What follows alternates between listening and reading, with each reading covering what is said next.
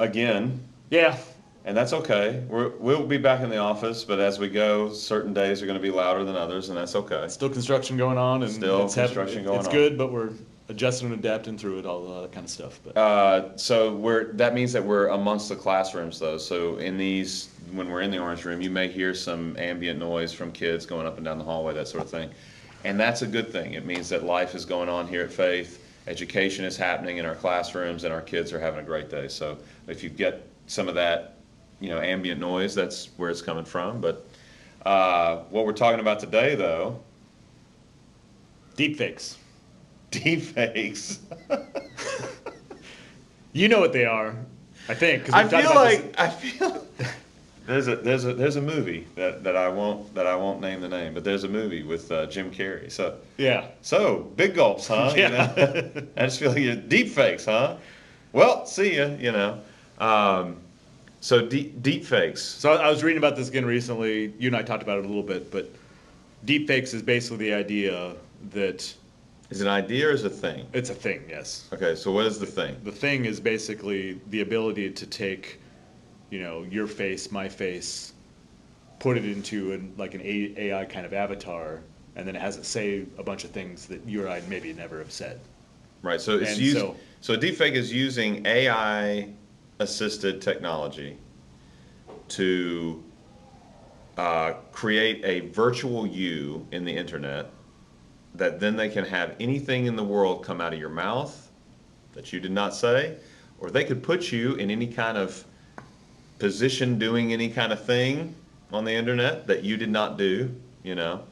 So if they wanted to have you, I don't know, with a flamethrower burning puppies, you obviously never had a flamethrower. I'm guessing you've never done that, but I've never done that. I've not, but yeah, I've never done that. So if you see that of me out there, I did not do that. Or they could have you, imagine like a political figure. If they wanted to destroy somebody, they could have you, or if somebody wanted to start a conflict, like a war, they could have the President of the United States say something that the President never said. Up there saying that they just not launched nuclear weapons and right. et cetera, et cetera. And, a couple tangible examples of what this is looking like right now in terms of what it's not usually that bad right now, but it is kind of funny. So but it was a spot in Europe, I can't remember the name of the company now that I read about, but it was basically this subscription service, and they've got 30 different avatars of these different people, and you can pay this service then to have this, statesman kind of looking, or almost like news anchor type, an authority type figure that then can speak for your business to say such and such, and it's an easy way, it's a much cheaper way than actually have to film somebody doing it and all these different things. But in the instance of this, that there were people that were taking these kind of authority-looking figures and using it to spread things that are just fundamentally untrue, misinformation, disinformation, that kind of thing. Another example was in China, and again, I don't remember the name of the website or the name of the program in China where this is happening, but these are influencers. Influencers on the internet where they're basically paid to try to promote different ideas, promote different products, even promote things that are fundamentally untrue again, to the point where they're taking their face then and having these AI avatars do it, and you wouldn't even know it's not them. Speaking of influencers, though, that's I heard happening here in the U.S. So what I've heard is that there's a handful of influencers on the internet. They're all female. They're all extremely attractive. That's the whole point, is to get male attention, right? So they're all female. They're all extremely attractive. And they are influencers promoting products, and they're selling and making a lot of money. None of these women exist.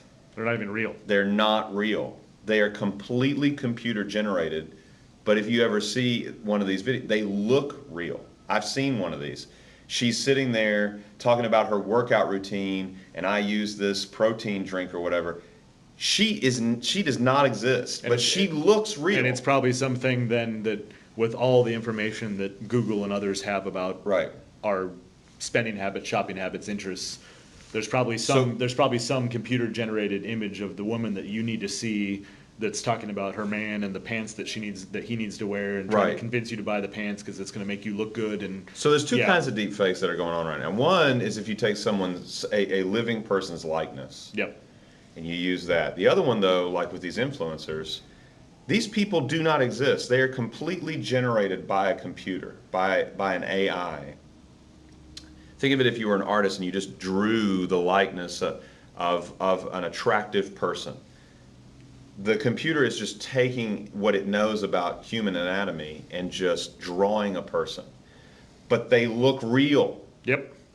And so people are giving a lot of money to these websites for their products and stuff because of these influencers, because they're like, man, she's really cool and she uses that or whatever. She doesn't exist. You just gave your money to a company because they used an AI. And here's kind of where my brain went with thinking about this today. Yeah. Two different ways. And for us sitting here as Christians, believers in Jesus Christ, believers in the fact that the truth actually exists. Yeah, in a fundamental way. That he's a Jewish guy. Jesus is the truth. Yeah. We have the revealed Word of God. And the truth is objective because the truth is a Jewish dude. Yes. Yeah. And he lived once, and he died once, and he rose again once, and yeah, he's coming back. But within all of that, with where our culture, society is now, we went through modernism, we went through postmodernism. In some ways, I'd say that we're living in almost a post-truth culture. Yeah. What do you mean by that, though? What do I mean by that? The idea that not only just postmodernism, that truth is somehow subjective and truth is somehow a matter of what kind of institutional paradigms that you've been informed by, but that you really can't ever know that something's actually true. Yeah. And then within that, to have a technology like this that is doubling down, that reinforcing that if you're watching a video of an influencer on TikTok or Twitter Right. or YouTube or whatever the channel is, or even the notion that someone could take your face and put you with a flamethrower burning a bunch of puppies, how do you then even decipher within a culture that doesn't value truth in a way at all anymore, to then see things that are fundamentally that don't even exist and have never happened, but they look like they're real, and to distinguish what's true and what's not. Well, I mean, it puts people even more on edge and on the defense than they already are. Yeah. I look at people today as I'm walking around town and just interacting with folks, and people's teeth are set on edge ever since, frankly, COVID and the lockdowns and all of that. Speaking of untruths that were said, those were said by real people. Yep. Those untruths were said by real people, and it doesn't seem like there's going to be a whole lot of accountability to any of it. Because we're living in a post-truth society. So then if you put somebody in a congressional hearing, it just becomes he said, she said, and that's your version and this is my version. And so it is a post-truth culture. But now if you can add to that, let's take COVID and the shutdowns. Lies were told by real people, and they will never be held accountable because there is no truth that everybody can agree on. Now add to that post-truth culture the idea that we can manufacture people who don't really exist. Yep. Saying things that aren't true or whatever. And let's talk about, okay, so if you talk about the company that said that you could hire someone authoritative looking, like a news anchor kind of which... Yeah. Is that really an authority anymore? I don't know. That's a whole other, yes. I'm sorry if you're a journalist, but y'all need to clean your house. It's gotten worse. You need to clean your house and deal with your stuff because you're not an authority figure anymore. But and as a member of the clergy, I can just say welcome to the club because we aren't authority figures anymore. Not the way we used to. No, we have to beg, plead, cajole, convince people that what we're telling them is actually the truth. So all I can say to you journalists out there is welcome to the club, because the clergy, we're not authority figures either anymore. But y'all need to clean your house, okay? So, but if you talk about hiring somebody authoritative looking to push your product, that's commerce. And I've heard a lot of people in business, you can look at Business Insider publication, Harvard Business Review. You can look at these sources, and they are all talking about AI with hope. Like this is actually going to make business more profitable. For one, because you're lowering overhead. I mean, just the simple side of rather than going into a studio and having to actually physically record, I can pay for this service and it costs a fraction of what it would cost to. Well, if you're keeping up with what's going on out in Southern California, this is what's going on in Hollywood right now. This is the big strikes that are going on with writers. Hollywood wants to use AI to write movie scripts. Because let's face it, half the movies you see are dumb. They're just dumb. The whole premise, the whole script is dumb. And you just put Dwayne Johnson, The Rock in there, and then blow stuff up behind him. It's like the old Schwarzenegger thing, or you know what I mean? Like you just stick somebody in there and blow stuff up, and everybody goes, ugh.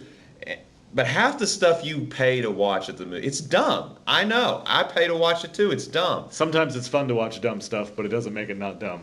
And an AI can write that dumb stuff. You don't need a writer to write. You know what you need a writer to write? You need a writer to write something nuanced that wins an Academy Award. But increasingly, you may not even need a writer to write that stuff. If you can get the AI to go through enough machine learning to where it learns human values on nuance. And then it can write a script like The Godfather somehow. Yeah, or Dances with Wolves, you know, like racial tensions on the frontier. You know what I mean? Like, it can do that stuff. And if it can't yet, it will very soon. And this is why the writers are scared to death and they're striking. So when everybody's touting that this is good for business, it may not actually be good for business. If you still define business as commerce, it may be good for business owners. Yeah. It may be good for stockholders. It may be good for hedge fund managers. And those people are going to go away, by the way, and AI can do that job. Sorry. But, I mean, they can. So options trading is already happening by computers a lot anyway. Yeah, that's the point. So, but see, here's the thing. I'm not sure that's good for business. What I'm worried about with all of this stuff is always, for me, it always goes back to the same thing. I'm very pro-human. I'm not objective at all when it comes to the species Homo sapiens sapiens. I am in the boat with Elon Musk, who was accused of being a speciesist because he was worried about humanity and AI. And he said, yes, I am a speciesist, if that's what you want to call me. It's like they were trying to call him a racist because he was a speciesist. He valued humans over other. Yes, I value humans over everything else besides God himself, because that's who we are. And I'm concerned about the human cost. Look at the influencers who don't exist. That's not commerce. That's using an AI to sell you in a way that isn't really even sales anymore. It's really just trickery. I was going to say manipulation. It's manipulation in order to mine you for your money. Money or information or both. Which makes it now a business that I would place personally on the same level with like a casino or a strip club. You're being manipulated in order to get money out of you. Well, and so it turns into a human mining operation. Does that make sense? Well, and this gets into the issue of... This is my problem with Facebook and TikTok and all the others too. Mine too, and it becomes a fundamentally totally on TikTok anyway. Fundamentally different issue of structural unemployment. That once upon a time you had to have guys out with shovels to clean up horse manure because there were horses, and you know, and then the guys that cleaned up the horse manure had to find a different job when you had cars. Right. You know, it's different than that kind of thing where jobs change over time because of technology. We're not talking about jobs changing. We're talking about the number of jobs just disappearing. Yes. And I'm not sure that that's good for commerce. I can see how if you're a business owner, or like I said, you're looking at a portfolio and what it would mean for stock owners, stockholders. I can see how in the short term you think this is okay. And frankly, a lot of these, let's just talk about the people who generally are the business owners. They're old. I mean, if you built a business, maybe you're still in your 30s or 40s. A lot of these guys are old, and they're going to cash in, and they're going to say, well, it's somebody else's problem after I'm retired. I mean, but when you look at what's going on with stuff like deepfakes, the potential for harm in terms of geopolitical concerns, manipulation versus actual commerce or sales, the harm it could do to people's reputations. I mean, for goodness sake, do I really want the CIA utilizing this technology against Americans? And don't y'all act like you don't do this stuff. We know that you would. You're not above it. Don't Don't give me that. You're far below it, in fact. Yeah. Yeah. So I mean, is this really what do we want hit pieces on people with stuff that they didn't say or do? Well, and so much of this too, then whether it's even business owners that are old, even if it's an up and coming business person, yeah, or if it's going to the point of the CIA, the mindset in that either one of those, I think, is still just. It's not that it's just short sighted. I think that's too harsh, but it's really just about what am I trying to do to make sense of what I can get done right now, and you're not thinking about broad term implications and consequences of what maybe happens in 5 or 10 years. And then you talk about what people can know. Well, I mean, the long-haired word is epistemology, right? Yes. How do you know what you know? You're leaving society with no way to verify how we know what we know. And if you don't think, folks, that that's going to have an effect on how people even listen to a sermon, it will. So let me ask you this, I guess, in trying to wrap our heads around what this means for you and I as Christians, or the people in our congregation that we're trying to talk to, or just Christians generally, or just people generally. There's lots of different pockets of people, but when you're looking at all these instances where truth doesn't really matter anymore, and then instances where it's just objectively shown that manipulations are going on, regardless of what is actually true. How do you make sense of that? How do you live in a way that, let me give a tangible example of, because it could be, I don't trust the government. It could be, I don't trust the economy. It could be, I don't trust the church. The church. It could be a whole bunch of different things. Let's just talk the economy really quick right now, because some folks are talking about inflation. Inflation's been high for the last, 15, 18 months, wherever it's been. Yeah. And Federal Reserve has raised interest rates, trying to tamp that down. Is that going to lead to a recession? Is it going to not?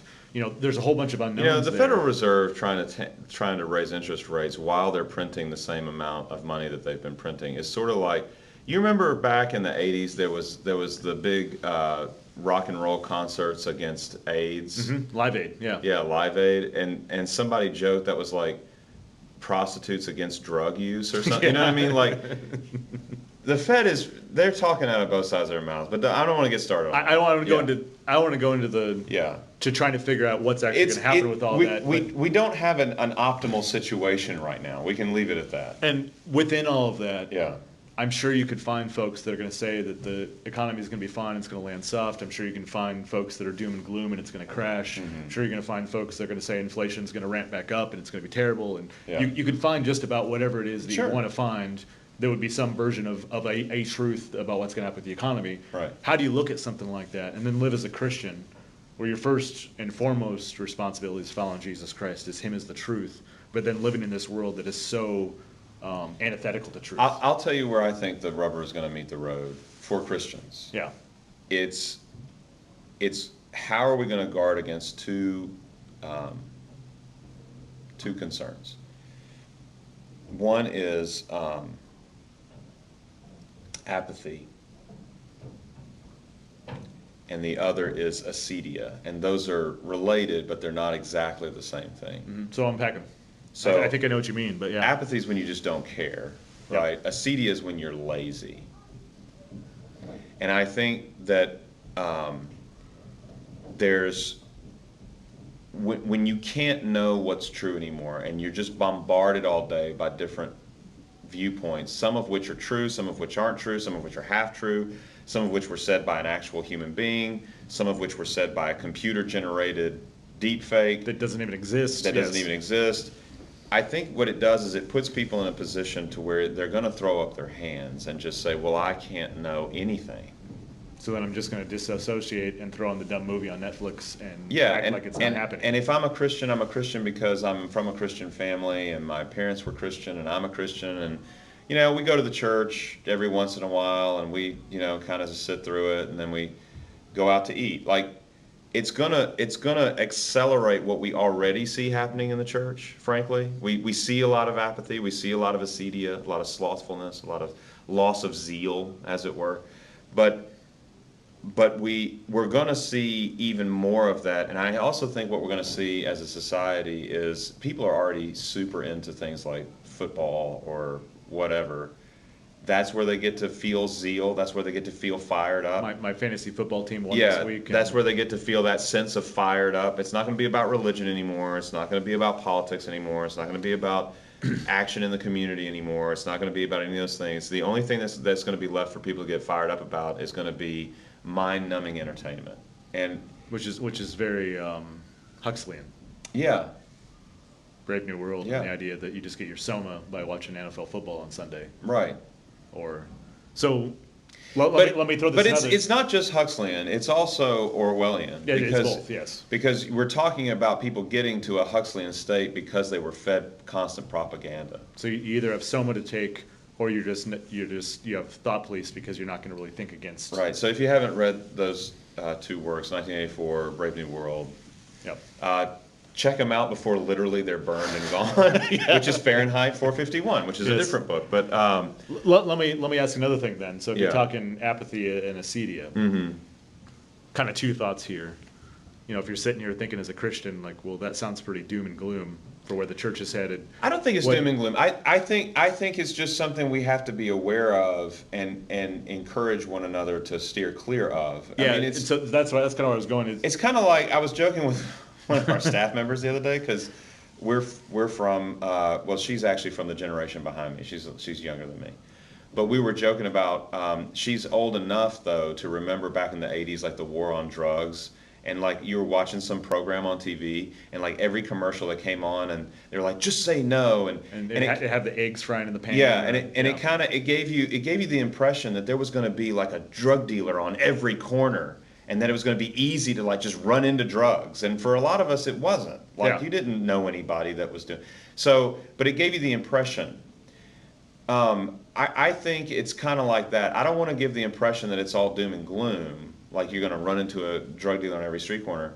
But I do think it's one of those things that we have to be aware of in the church. Drug use is a thing, and drug addiction is a thing, and it hurts people and their lives. We want to make sure that we're encouraging each other to steer clear of meth and trank and all these other drugs, and we also then want to help each other steer clear of things that are gonna wear you down in your Christian life, like your loss of zeal. Jesus told several parables about loss of zeal, sloth, acedia is what the word is from the monks.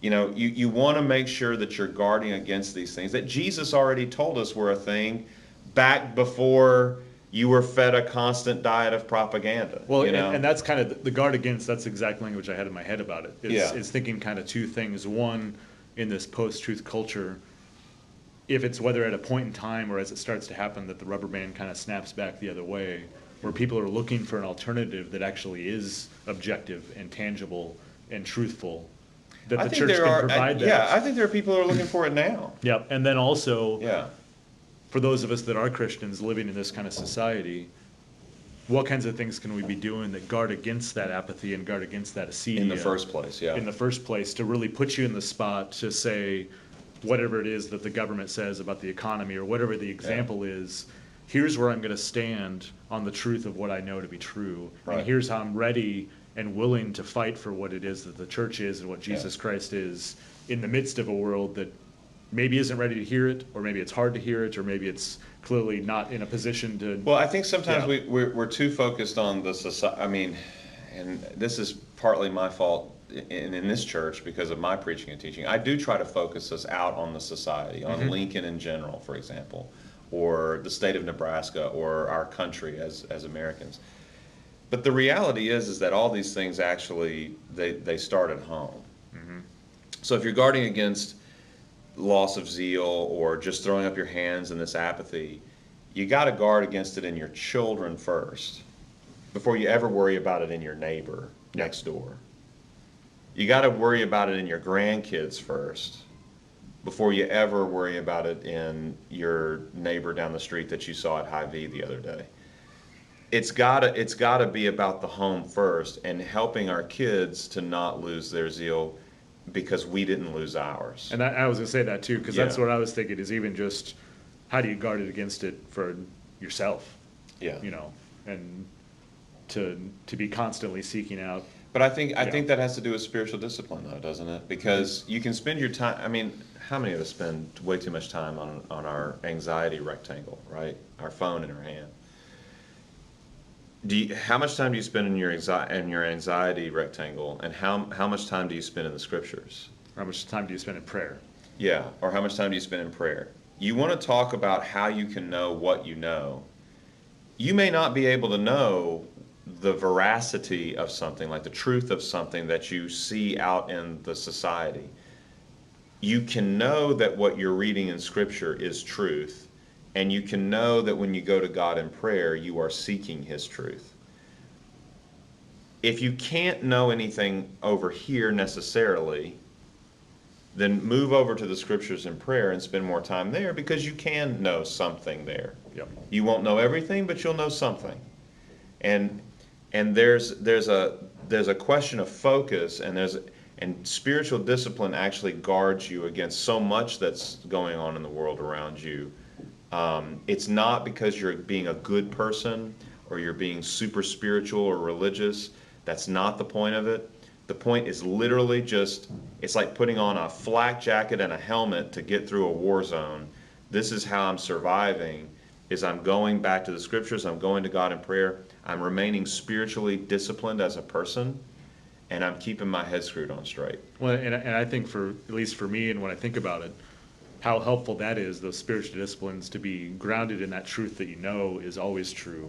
Mm-hmm. So then when you're facing the lack of truth in a society, mm-hmm. rather than having the reaction to it of, well, there's nothing I can do, or right. reaction to it of, I'm just going to hole up into fantasy football or NFL football or whatever the example right. is. And I'm saying, don't throw your hands up, grab your sword. And, you see what I did there? Oh, That's yeah. Pauline, grab the sword of the Spirit. Well, it's the sword and the Word of God. So. And then it's here I am meandering through it. Right. In a way that sometimes allows yourself to transcend it, know that this doesn't matter today. This isn't the most important thing. Right. Sometimes there's peace there, because even though this is really hard, I know that this is not the end of the world. I know what the end of the world is going to look like. And hopefully we're living close to the end. It certainly seems like it. I know that some people, that fills them with dread. I really hope we are living close to the end. I'm ready for Jesus to come back and set everything straight. Finally. Yes. But I'll end with this on this particular episode. I'll say, when I push people towards spiritual disciplines, I am not pushing them towards something by which they may define themselves as uber spiritual. That they're pious now, or they're pious now, or they're a good person now, or you're going to be saved, or I'm pushing you to spiritual discipline so that you're not soft and pudgy spiritually. I'm already soft and pudgy physically. I don't need to be soft and pudgy spiritually. I'm pushing you to discipline and training and being what Jesus describes in the Beatitudes in Matthew's Gospel as the meek. Those who have great capacity, but it's under strict self-discipline control. You don't get to be meek. Meek does not mean a doormat. You don't get to be meek because you woke up one day and you had that capacity. You get to be meek the same way you get to be ripped. You go to the gym. Yep. You get to be meek, this great, dangerous capacity in yourself, but under strict discipline control. You get to be spiritually meek by following spiritual disciplines. And then you're not tossed this way and that by the winds of human cunning and deceit, and that's it. Yep. I mean, that's the importance of a spiritual discipline. It's not unrelated to the next life, but it's a lot about this life. Mm-hmm. And just making it through in a way that is dignified, and where you can say, I was blessed to live the best life I could in the middle of a war zone,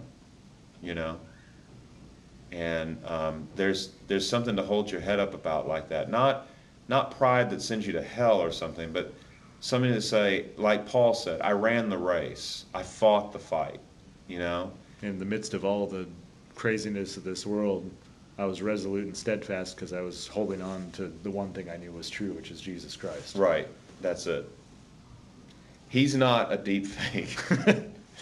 That'll make it into so many sermons now. Jesus is not a deep fake. He's the real deal. So hold on to Jesus, and we'll talk to you next time.